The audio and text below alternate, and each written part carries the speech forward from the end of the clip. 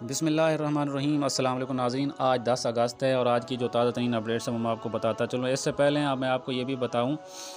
کہ کل بھی ہم نے یہ ڈسکس کیا تھا کہ بھاکرا ننگل ڈیم جو دریا ستلج کا سب سے بڑا ڈیم ہے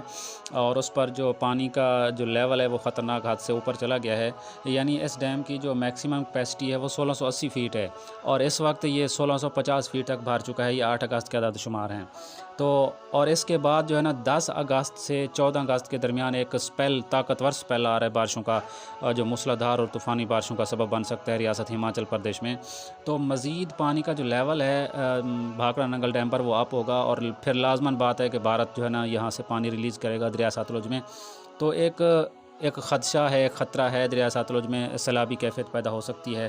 تو ناظرین، جو اس وقت بھاکرا ننگل ڈیم میں پانی کی آمد ہے اور وہ 48,000 کیوسک ہے اور یہاں سے اخراج کیا جا رہا ہے وہ 26,000 کیا جا رہا ہے۔ ظاہر ہے یہ پانی ہیڈ گنڈا سنگھ پر نہیں پہنچ رہا اور یہ سارا پانی نہروں کو دیا جا رہا ہے وہاں سے۔ اور ہماچل پردیش میں ناظرین دریا راوی کا جو سب سے بڑا ڈیم ہے رنجیت ساگر ڈیم، یہ بھی ریاست ہماچل پردیش میں واقع ہے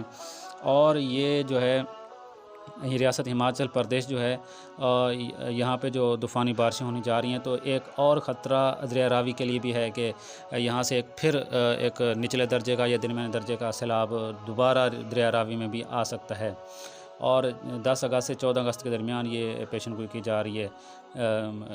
جو موسلا دھار بارشوں کی۔ تو لہٰذا اس بارے میں انشاءاللہ میں آپ کو شام کو تفصیل سے بتاؤں گا۔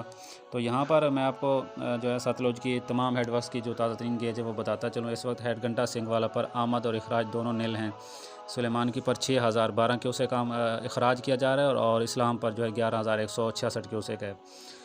اور دریا جہلم پر منگلا کے مقام پر 9,000 اخراج ہے۔ رسول پر 8,000 کے لگ بھگ آمد ہے پانی کی، لیکن اخراج یہاں سے نل ہے، پانی سارا نہروں کو دیا جا رہا ہے۔